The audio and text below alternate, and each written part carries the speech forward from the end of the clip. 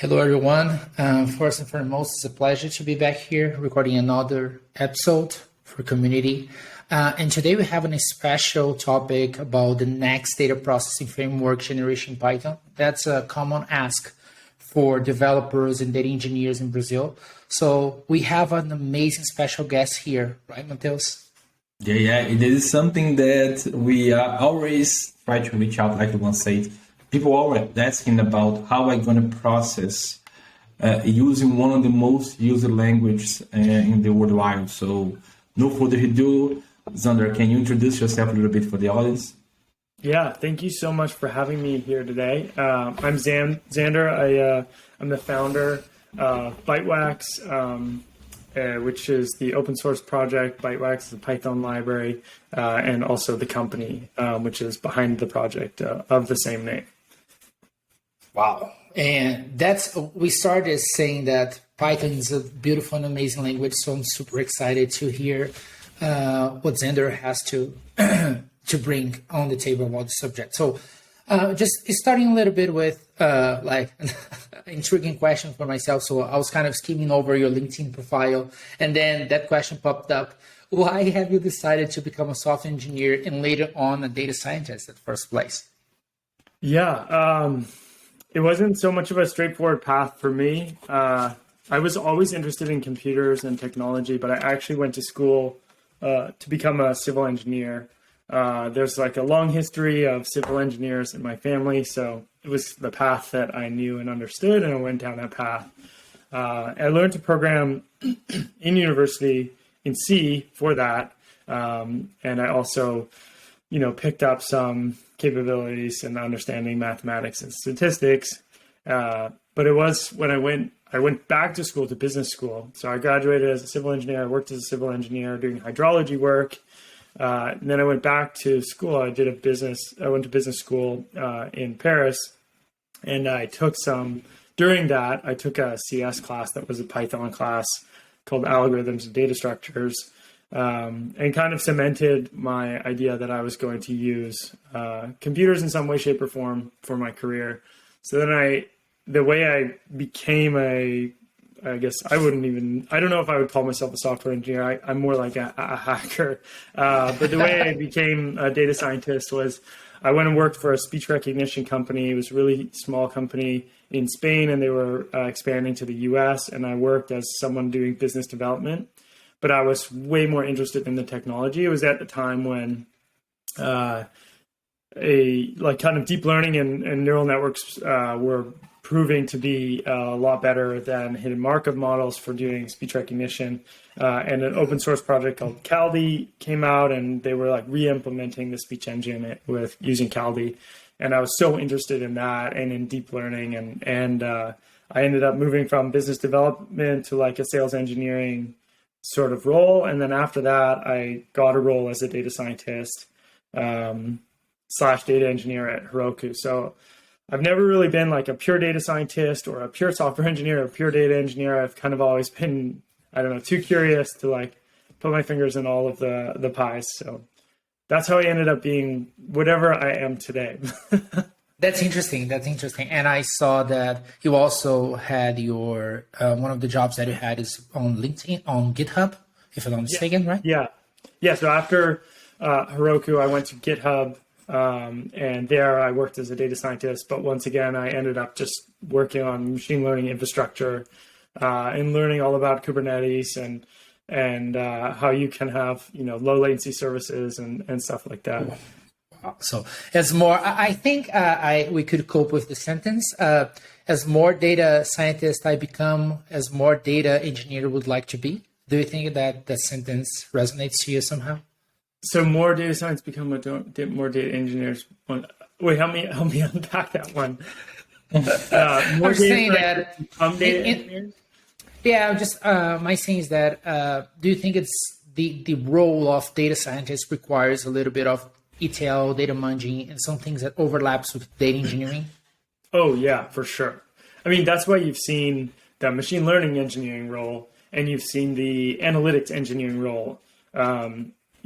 Being a pure data scientist is somewhat confined in a sense that like you need to be able to get the data, and if you want to be able to manage, in an organization where you have potential constraints on, other people's time to do things for you, like these data engineers who would be getting the data for you, then you just have to learn. It's like necessary. And so I think that's why you've seen like analytics engineers who have really good data modeling capabilities, and they also have engineering capabilities.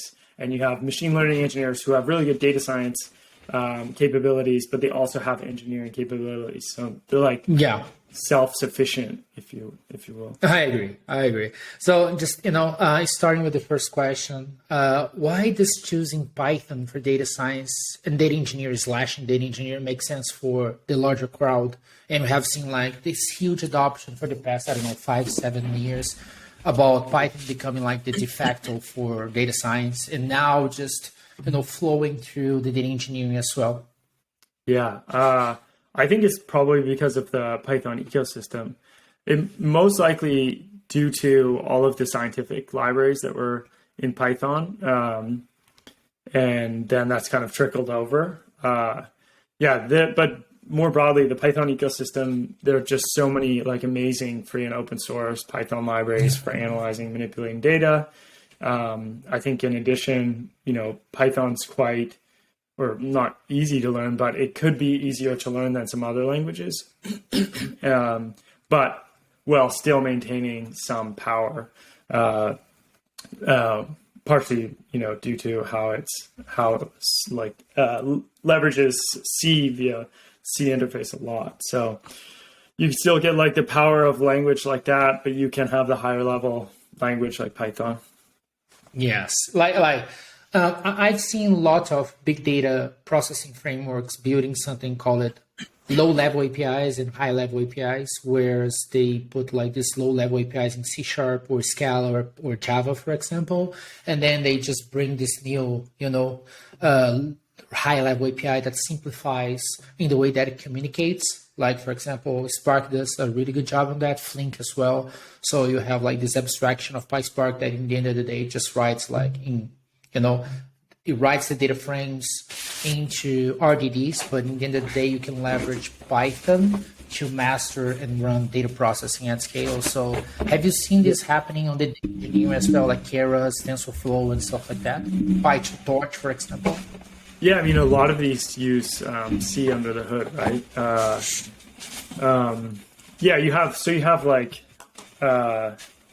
You have SDKs, Python SDKs on top of, Java or C# or whatever it is. And then you also have the like CPython interfaces, which are a little different, but so you have more of a native Python experience. Bytewax actually has a Rust under the hood is a Rust library called Timely Data Flow. That's like the execution and runtime that we leverage, and we use a library that's really cool called Pyo3, and it's relatively new, but it's something that everyone should eventually put into their toolbox, that allows you to bind Python to Rust in a way that's like helps you speed up your code, and you can get really good performance benefits and some security benefits out of using Rust. So it's pretty neat. I think it's probably, I don't know, I don't like to call those things, but it will be a bigger and bigger part of the Python ecosystem, having, Python interface to some Rust functionality underneath. That's actually, you brought up something pretty amazing, because, for example, as data engineers, we've seen that Python is pretty popular. Just looking at Stack Overflow and just looking at the another reports that we have, for example, DataGrip, or not DataGrip, but for the company behind DataGrip and PyCharm. The JetBrains constantly release like these reports, and Python is just taking by storm.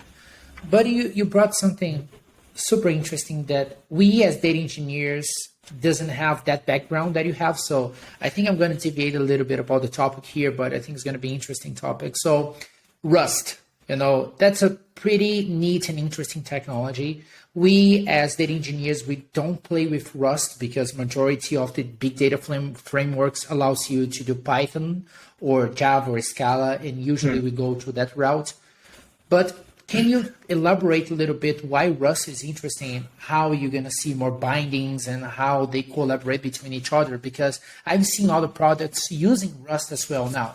Like they build on Rust and just put like something on top, like the bindings to access that. So I would like to understand more a little bit. I think that's going to be interesting for the people that's listening to us to hear that as well. Yeah, I think Rust is really performant, and then there's there's some memory safety built in. There's quite a learning curve associated, or there is some learning curve associated that you wouldn't need to understand using Python, and I think that's probably why you'll see people continue to write things in Rust and then bind it to Python, and so the abstraction still exists over some of those things that you would implement in Rust. It's really blowing up. Rust is huge right now. It's got a great community behind it that's growing faster, and a lot of people are excited about it, and it has a lot of potential for sure. Mm-hmm. Would you see? That's a question that I don't know the answer, to be honest, but do you see data engineers / data scientists using Rust, or you see more in the software engineering spectrum? More in the software engineering spectrum. Okay. Yeah, great. For sure. Before we move, do you have any questions, Matheus? Because we have this savvy person here, so I want to make sure that we're going to be able to focus as much as we can. So far, I'm saving my questions for the stream processing. When we enter in this part, I really want to go deep because people always ask about this, and then how are we going to bring solutions for stream processing? That's the big deal.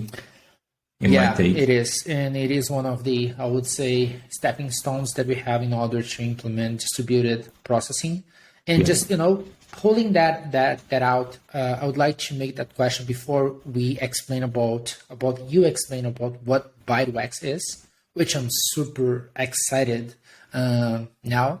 But can you talk a little bit briefly about distributed and parallel processing Python? Because we do have a lot of customers that whenever we come with Python saying that we're going to implement something in Python that plugs into S3 or anything that relates to the big data spectrum, they always comes with the question, but Python doesn't scale. It just runs single thread.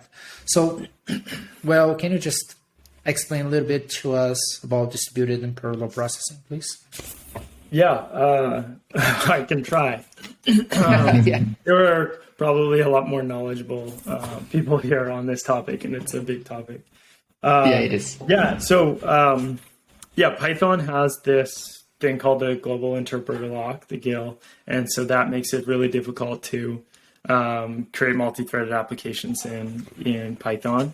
The way to work around that with the built-in modules for Python is to use the multiprocessing framework, and so then you split the processing over individual processes instead of over threads. And there's a trade-off to each of these. The trade-off to doing that is that you have to move data to each of those processes in order to then process them. So there's some overhead in moving the data around. And that's sort of the trade-off between using threads and processes, is getting more processing power because threads share the process, or that overhead of moving data around. So there's always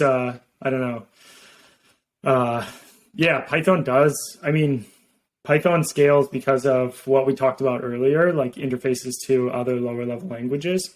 And then Python can scale across processes, and it does so using these two things, you see it in the TensorFlow type of frameworks for, training models where you're doing massive amounts of work and also, of course, what it's running on. So it's running, capabilities of running it on GPUs and distributing on GPUs over CPUs. It's like that was another breakthrough that really allowed you to speed up processing and make Python performant-ish. That's perfect. There's NVIDIA did a bunch of work on this library called Rapids, which allows you to leverage GPUs for a bunch of data processing. And we used it at GitHub for calculating PageRank on repositories. And it was really amazing. Like, we tried to get this to work in many different frameworks, and it was taking up to a day to process. And we could get it down to 30 minutes with holy cow using QGraph. Yeah, so it's really wild. Like not everything on a GPU, because you have a constraint of everything having to live on that GPU's memory, and so you have some size constraints there. But when it all does work, it really works well. Savage. Well, it's I'm happy for you to brought this I think real world scenario about this, because people, I think it's going to be a prompt to understand more about it. And, for the big data and for the data processing spectrum, I think Matheson and I, we have been working with a lot of customers in either processing data in Python or SQL. But then we used to use like a FOST library, which is a framework made by the creators of Robinhood. Actually, Robinhood is a company, and they just build like a framework on top of. Actually, one of the creators of this library, he was the guy that built Celery, which is like pretty much an engine that allows you to run multiple instances of a Python, which it's pretty neat. And then they just embedded this logic inside of FOSS and make it scalable, and they just run all the processes there. But we haven't seen more updates since last year on the FOSS. And, I was looking at Bytewax, and I got so amazed and impressed about the capabilities that it already brings you right off the bat. And, just my question is to start to talk about Bytewax, which I'm super eager to understand even more. What are the main motivators to build, the Bytewax or the data flows? I think the main motivation is that most of the existing tools that are available for working with streaming data are really heavy-handed and involved. So it's not so straightforward and easy for small data teams or data teams, period, to just add the capability of Flink or Spark structured streaming or whatever it might be, manage a cluster, learn how to use the SDK or to write Scala and Java code if that's out of their wheelhouse, and the team's expertise. And then in addition, tune this new software system and maintain this new software system. So I think that's why Faust had quite some excitement from the community when it came out. And Faust takes an approach of asynchronous workers with a state backend that is, it's really nice and integrates well with Kafka and lets you do stateful processing. As you said, it seems as though it is no longer maintained. So the motivation for Bytewax was largely the existing tools seem difficult to adopt and use, and there wasn't anything that was existed in the Python ecosystem that was actively maintained and easy to use. So that's where we plugged. We have plugged Bytewax in, and that's where we found the need. Any comments about that, Matheus? Yeah, and that makes sense because when me and Luan was talking, we always try to bring more tools for the customers, more tools for the professionals, because we have work education as well. And when we look to the market, and that's something that's important. When we look, for example, Flink or other big solutions for do the stream processing, we have the problem of maintaining that. that is complex because it's another architecture. I have to have people with knowledge, specific knowledge, and then there's other things that people say, okay, how I can do this easy, because the whole idea is to make this fast, to make this adaptable, for example. And then we saw that it's not that easy. We saw it fast at first when we started, okay, let's see fast, let's see how it goes. But then that this problem that is normal for the customers that, okay, if I implement something and then they stop to maintain, what happens? What is my other solution? Because if you see that before we heard about Bytewax, we didn't hear anything similar to say, okay, we have something that can replace in your case, because you need to have maintenance of files. So we're really excited to talk to you about this, Zander, because it's like when we're talking, okay, we need solutions, and that's what the people want. They want solutions. They don't care about what they have under the hood, but they want easy solutions. They want, okay, I want my team to have the minimum of learning curve to get this and get it done. When you say like Python, today in analytics, in data world itself, I don't say only big data science, I say even business intelligence, we saw people like going to Python because it has been easy, has been well implemented, has a lot of libraries. The learning curve is like pretty easy in compare of other languages. We put like Scala, Java. It doesn't beat SQL, because there's no way to beat SQL, because SQL is pretty, you actually type what you want, so it's pretty easy. Yeah. But in this spectrum, and that comes, even I would say as a hook for, I want to make the question that is, I really want to know, Zander, what is the main capabilities for Bytewax to do this streaming processing? How he works? I really want to know. And that's something that I was like to, okay, I really want to be in this call because I really want to know how it works in the end of the day. Yeah, sure.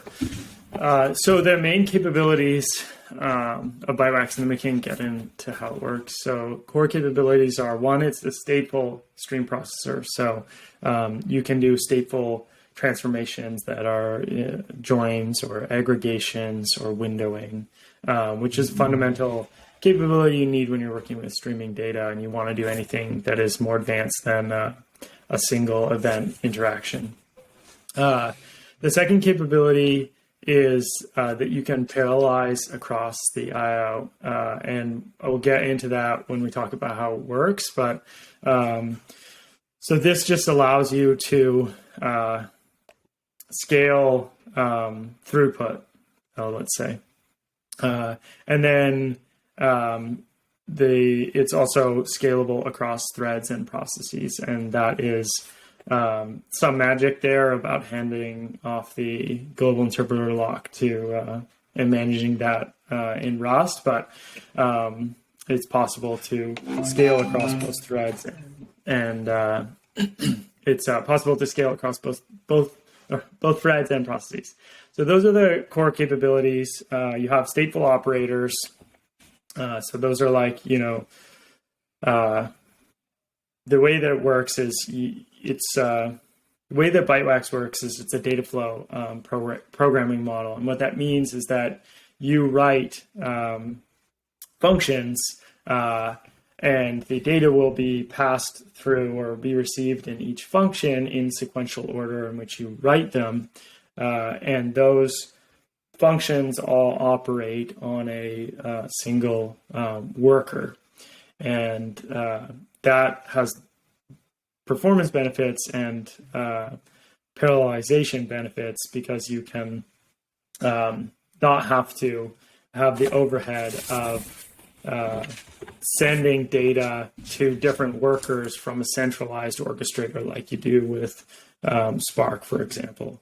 And this was so underneath Bytewax, there's a project called Timely Data Flow, and Timely Data Flow came out of Microsoft Research a bunch of years ago from a group of people who are way smarter than I am. And a big part of and there are a lot of like talks and papers. One of the main authors is Frank McSherry, and he's really knowledgeable in all of this. And I recommend people go listen to some of his YouTube videos or read through some of his blog posts. He works on Materialize, which is the streaming database company.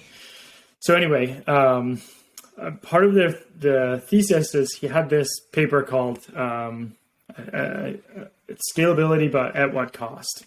And it just got to the crux of the problem, which was until you hit a certain scale, there is more overhead in distributing all of this data to all of these workers than if you were just to have it on a single worker. And that's what the data flow model kind of allows you to do natively, because you're not, sending data out to individual tasks. So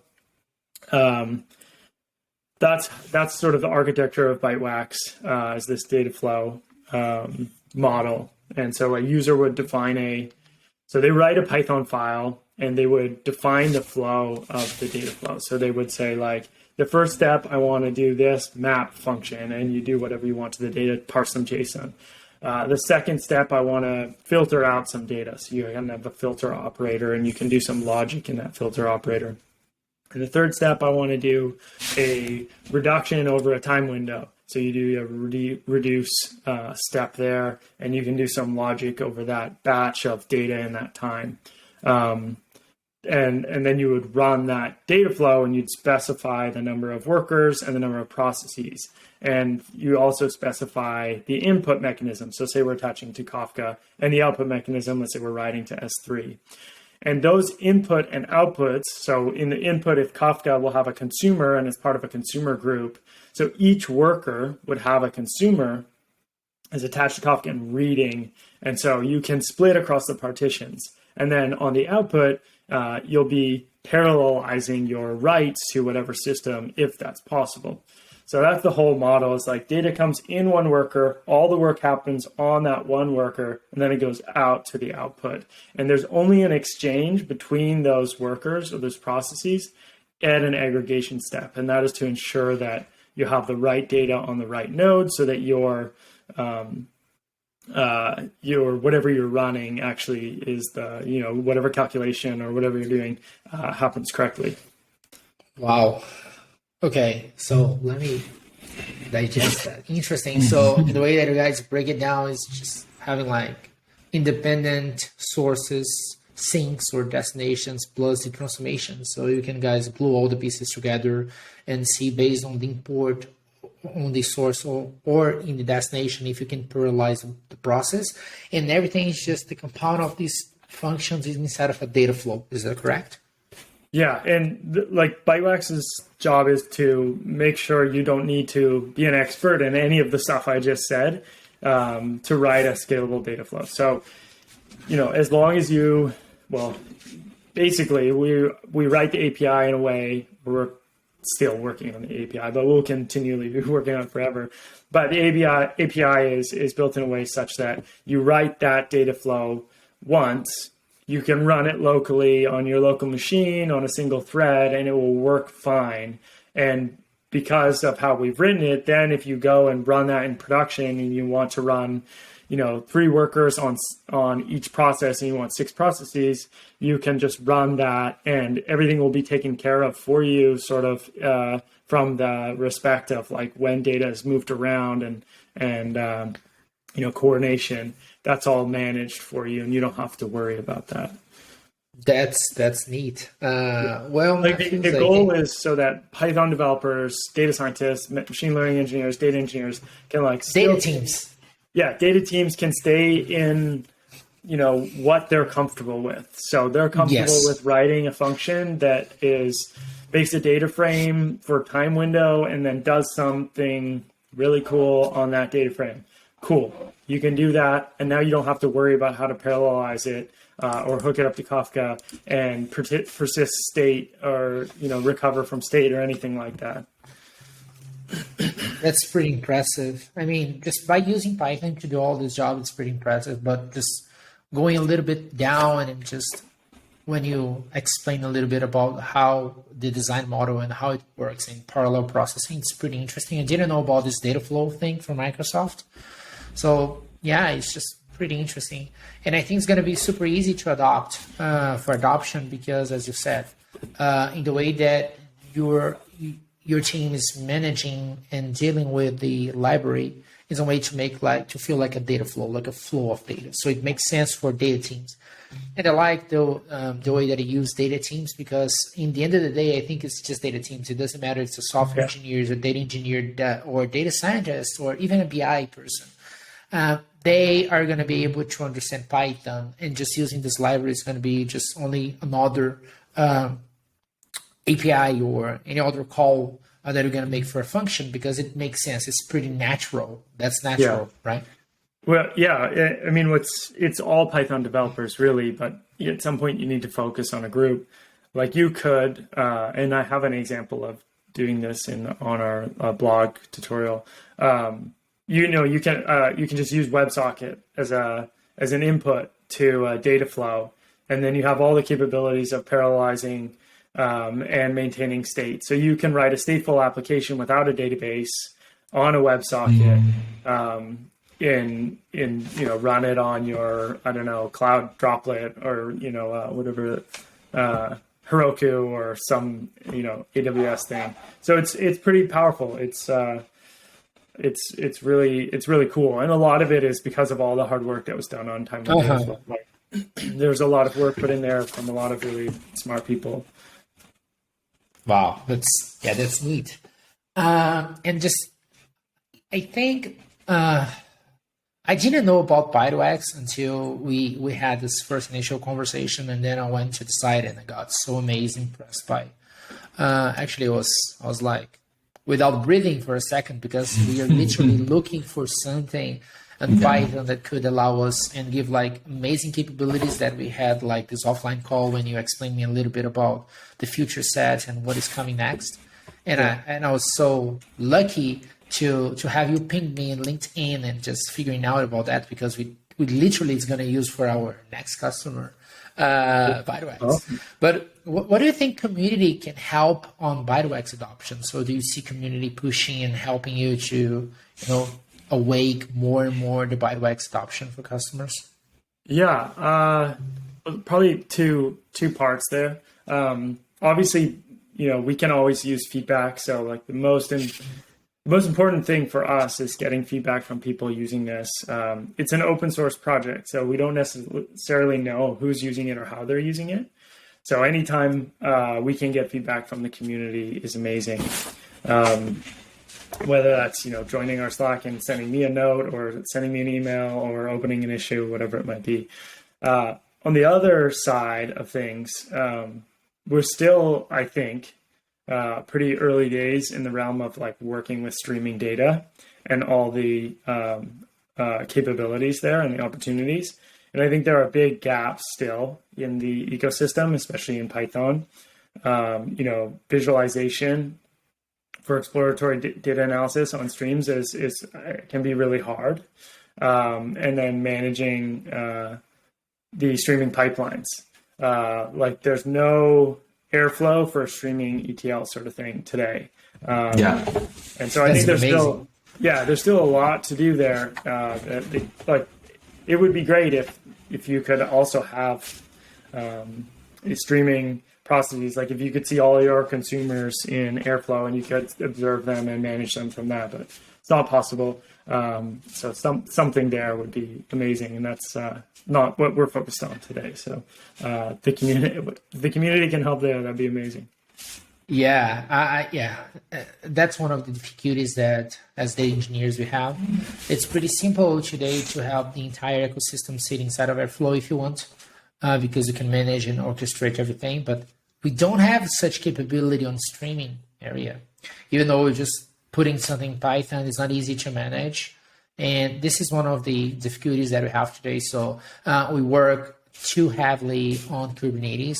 So, Kubernetes can do a bunch of amazing stuff for you right off the bat. So just give you for granted like the self-healing infrastructure. but you still have to monitor, you have to do logging, and you don't have like a one-stop solution or panel where you can go and say, okay, let me see about my stream processing, how they're operating, what are the lineage, and how they are doing. So I would be super excited to see how community can react to that. And I think it's time for us to think in such capability, because I think that's one of the missing spots. As long as, I mean, we have others too, but I think this is a big missing thing. For Bytewax, and let me ask you, what features are coming up next? I remember that you told me so many amazing capabilities, but I would like to hear from you. Yeah. So this month, being July, we have a pretty big release. Cool. We have built a refined Kafka input and then a state recovery that uses Kafka. So it was still quite a lot of, well, actually, I heard about this. I saw this tweet this morning. Someone was talking about the last mile problem for software development or software developers. And it's like those little things where, you create a Flask or Fast API and you still end up doing all this ORM stuff or whatever it might be. But there's all these like last mile things where there's little bits of work that can be done. But anyway, we wanted to make that go away for Bytewax. And so what we have, this state recovery via Kafka and this Kafka input. So a user can just like say, here's my topic, this is the broker address. And I want a window, or I want a batch of data to come in, and then I just write my data flow and run it, and I don't have to worry about setting up the input handler to like manage the data appropriately. I don't have to worry about creating a separate state and then recovering that state from some other system like RocksDB or whatever. It's just all using what's available and you already have, which is Kafka, and it will just work. So the user can really just focus on writing the code that matters, whether that's the transformations or the analysis on those streams. That's why I think it's just pretty prompt in time for us to having this conversation, because we do use Kafka, all day in. So would it be amazing to have this new feature coming up? So then we can test and just understand a little bit more. But one question that I have, once you just touch this point, is, since it's just based on Python, can I use not only the Bytewax handlers or functions? Can I use the normal Python structure to do the streaming? And for example, I can create a function and just do whatever I want, and then use the handlers and the functions from Bytewax at the same place, like seamlessly. Can I do that? That is why we built it the way we built it. We wanted to have access to the entire Python ecosystem. We thought that was one of the things that prevents some of the other frameworks where you have to use a Python UDF and you're limited on your dependencies, and it's all quite a pain. You write it as native Python. In fact, I'll drop in. There's this library called River, which is a machine learning library for online learning, and they have a bunch of incremental algorithms that are really cool to use and check out, for anomaly detection, for different statistics. And I use that when I'm writing data flows all the time. I can just grab this amazing library off the shelf and then use it. Or say I wanted to do text processing, I have so many Python libraries at my control or available for me. Well, I think that's the big differentiator, not only because of the model underneath the hood, which is really important for us, that it's a savvy people or passionate people that talks about technology, but it's just going one level up, granting this capability for any Python user, since beginners or advanced. It's pretty neat capability, because then you're abstracting all the complexity down in another layer, and you just bring in this capability to use Python and just have the capability to add as many libraries you want, and then you can leverage that using Bytewax. That's a big thing for the community. And I'm super excited to hear that, actually. Yeah, cool. Thanks. Yeah, so just moving to, I think I have 4 last questions for you. Sure. Just want to make sure that we're going to be able to capture all the intent and all the idea of Bytewax. So what do you foresee in the near future regarding the Python programming language and Bytewax as well? So how do you see Python? It's growing way more than you expect, or it's just, what is going on in that spectrum as a data engineer, software, or a person that is simply developing something pretty cool and fantastic to use? I think, we saw the explosion of Python. Some friends I used to work with at GitHub would always do that GitHub report, the state of the Octoverse. And, Python is like number 2 programming language on GitHub now. So that's pretty wild. I think, so coming back a second to like what I said about that last mile problem. I think there will be a lot. Increasingly, there will be more libraries that are tackling that sort of last mile problem, so that it's easier to adopt different libraries, and the spectrum of people who can use it wherever they are on their journey of learning and becoming a software developer can more easily use these various different libraries. So that's one thing. I think the other thing is,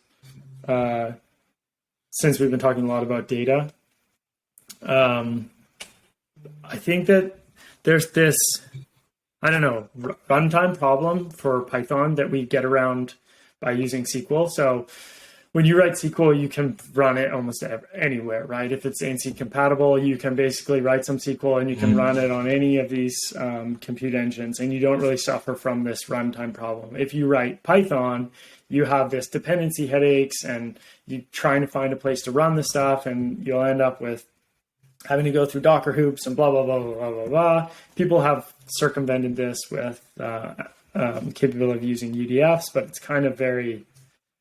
I don't know, everyone has their own opinion. My opinion is that UDFs always kind of suck.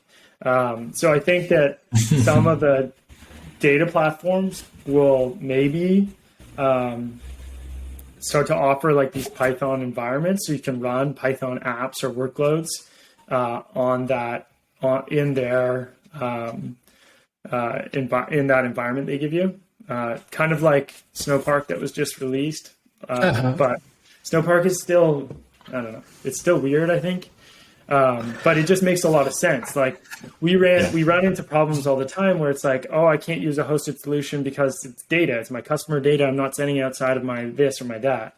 So why not bring the code to wherever the data lives? And I don't know how it will be solved or when, but I think that there will probably see something going on there and allow you to write or run Python closer to the data, or run Python like you would run SQL. That would be, maybe it's just a dream.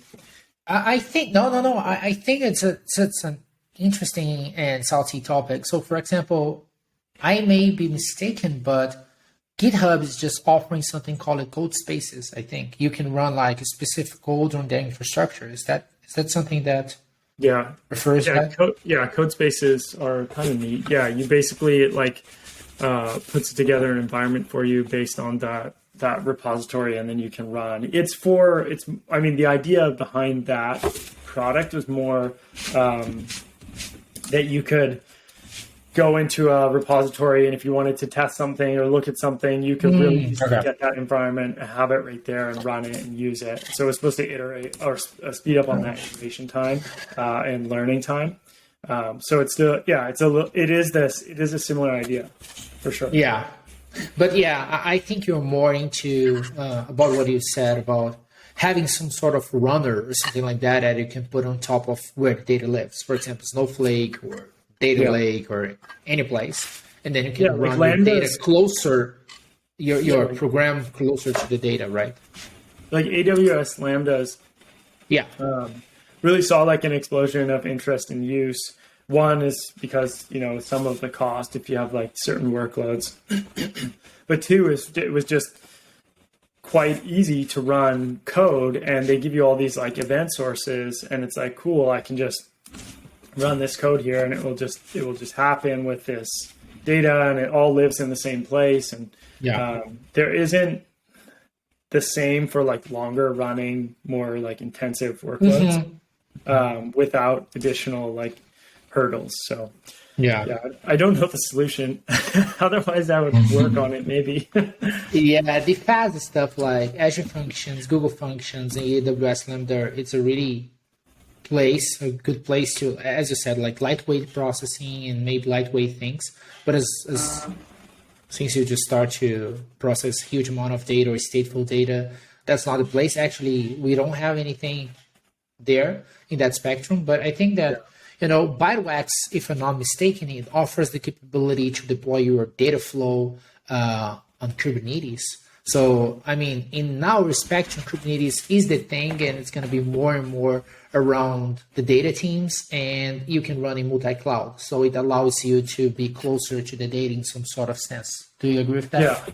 Yeah. That's that's the best alternative today. We built a command line tool called Wax CTL or Wax Control that our idea was like, okay, if we can't, we're not going to make a hosted version of Bytewax right now where people have to send their data through Bytewax Cloud. Let's make it as easy as possible for someone who's written a data flow to just deploy it on a cloud, whichever cloud they're using. So we have, with Wax Control, you can deploy to Kubernetes on pods. So that's great if you want to have a lot of processes at your fingertips, because it's like, you have that orchestrator there and run things across many different pods.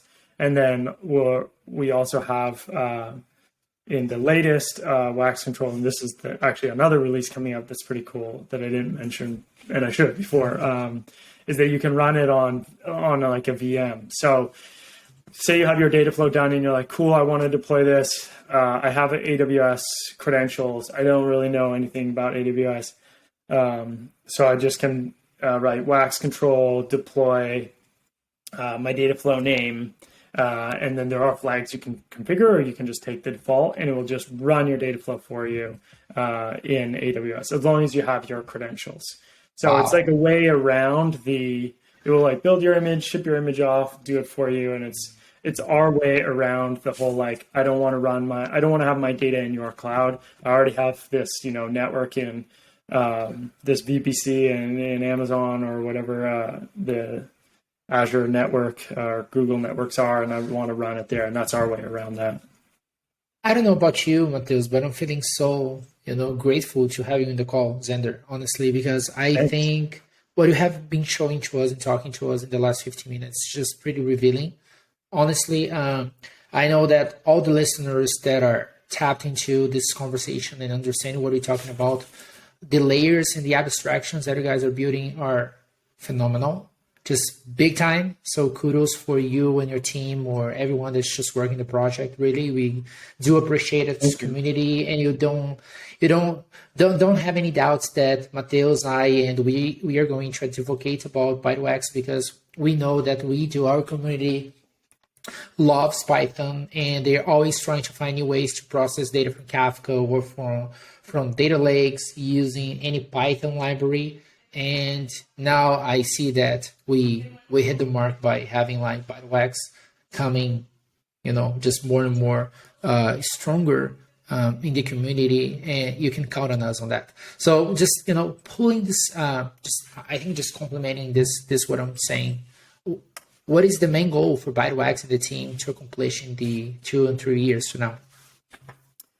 Yeah, it's to become the Python streaming library, or one of the Python data processing libraries that has the best developer experience. I think we'll always be focused on that developer experience. Perfect. That's been the goal from the start. Make something that is easier to use and more fun to build with.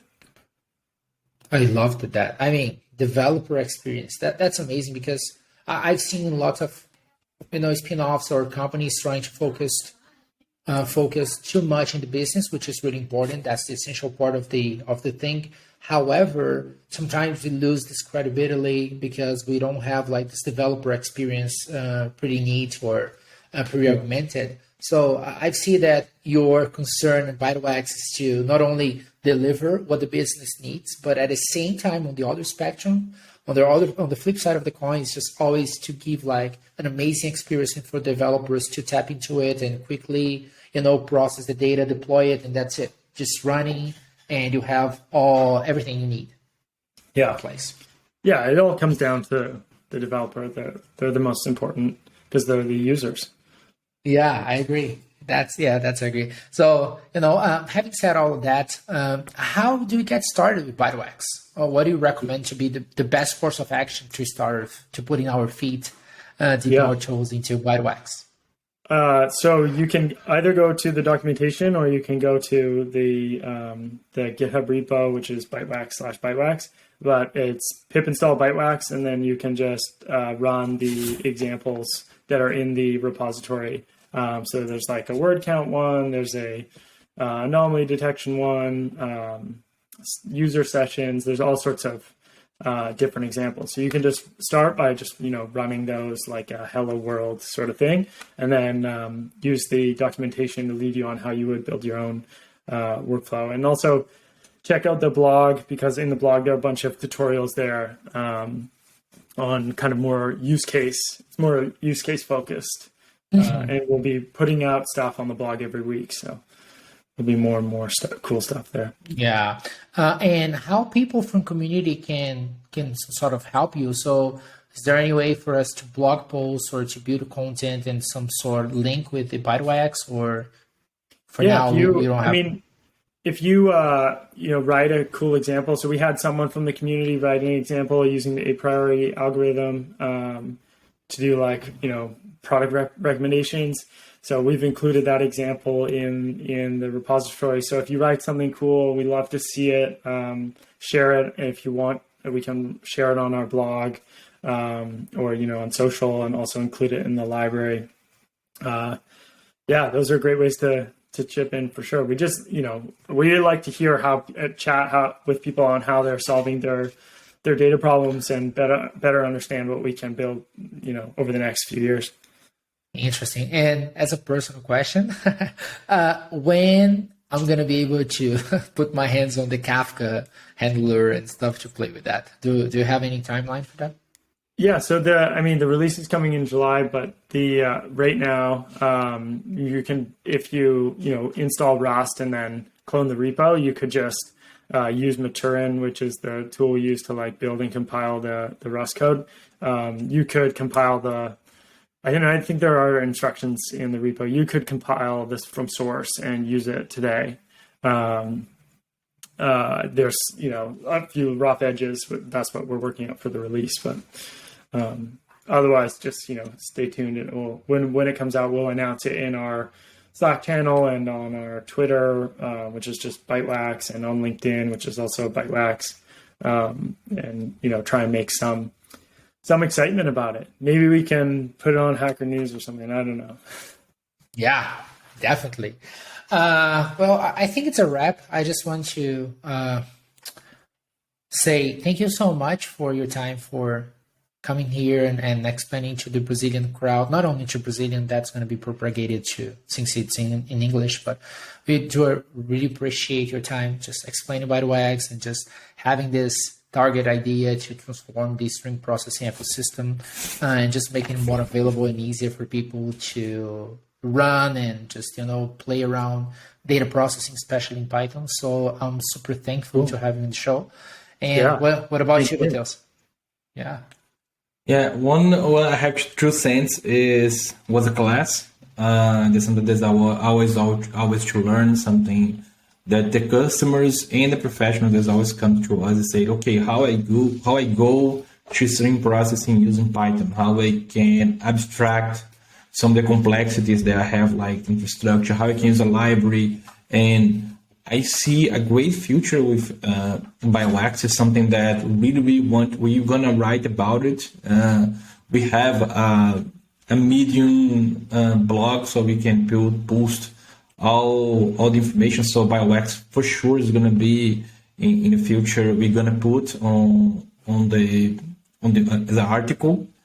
But yeah, I want to thank you, Zander, for everything that you share with us, you share with our listeners. It's very important for us to bring this information, to share, because many of the people who are listening say, okay, I was talking to this, I even talked to Luan, I was talking yesterday with a friend, they say, oh, I'm reading this, we're gonna present on the podcast, we're gonna interview the founder of the Bytewax. And I said, I never heard about it.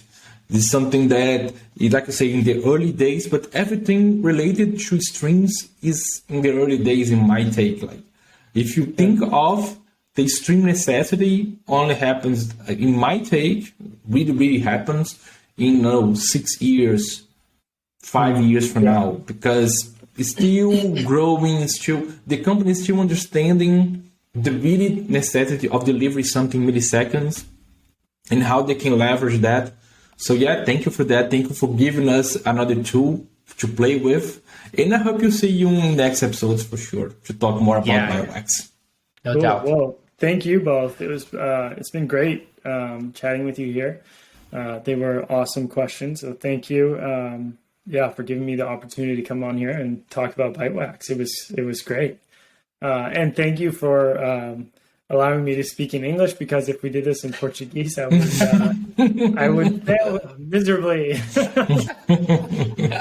Yeah, I love the sentence. So yeah, it's a closing, guys. Thank you so much and have a good one. Bye-bye. Cool. Bye-bye.